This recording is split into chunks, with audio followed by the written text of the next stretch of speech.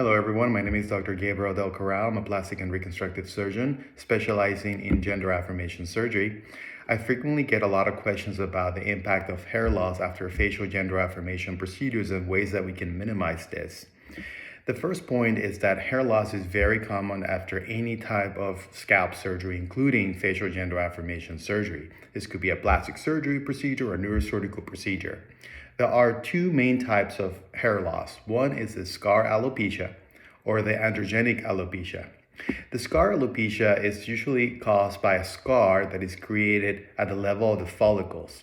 This means that the hair follicles do not grow through the scar, making the scar much more visible. Hair loss in the scar should not cause hair loss anywhere else. So if you're having hair loss in the back of the scalp, far away from the scar area, it's usually not related to the operation itself or the scar. This is usually caused by the scarring locally at that area, causing difficulty of the hair follicles to grow through that scar. The other very common cause is androgenic alopecia. And this is the most common cause of hair loss in assigned males at birth. This is usually caused by thinning of the hair, especially in the frontal area or on the sides. It's usually a gradual onset and has minimal shedding of the hair follicles. If you already have androgenic alopecia, you may be a candidate for medical therapy, such as steroids, and minoxidil, or finasteride, of course. Androgenic alopecia, if you treat it with minoxidil, which is a very common topical medication, oral, it works at the cellular level to improve the oxygen and the blood flow to the hair follicles. So you increase the nutrients that follicle receives. The finasteride is also another medication that reduces DHT, which is a type of hormone, and it can cause reduction of the hair loss, but it's not completely halted from that effect. But you have to make sure that you talk to your medical provider because there are some side effects with all of these therapies.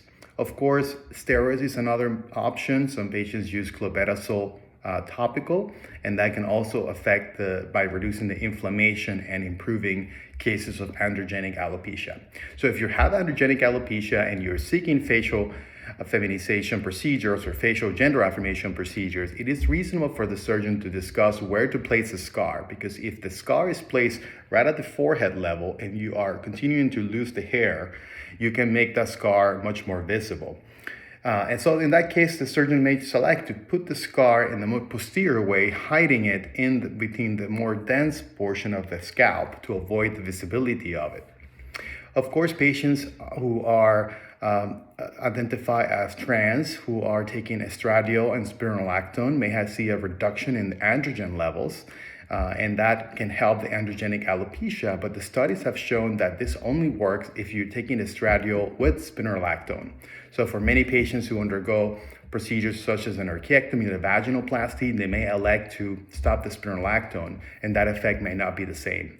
So it is important to make sure that you know that after facial surgery or scalp surgery, you can develop something called shock alopecia.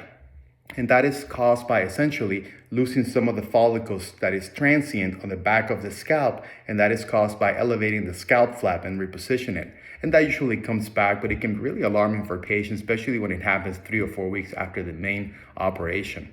So the main takeaway points for prevention of scar alopecia after facial gender affirmation surgery is that technique matters.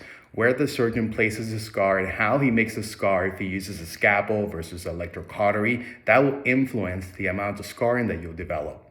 Also, the scalp level and the technique, the orientation, how much you bevel that scalp in order to create a shelf for the hair follicles to grow through that scar and prevent the visibility of the scar. And of course, if you have a patient who has a previous androgenic alopecia, you may be predisposed to have more follicle issues post-surgery. And remember, hair transplantation may be an option for those patients who have developed scar alopecia, who have an area where the scar has completely removed the follicles in that area. They can seek a hair transplantation consultation. I hope that helps and answers many questions. Take care.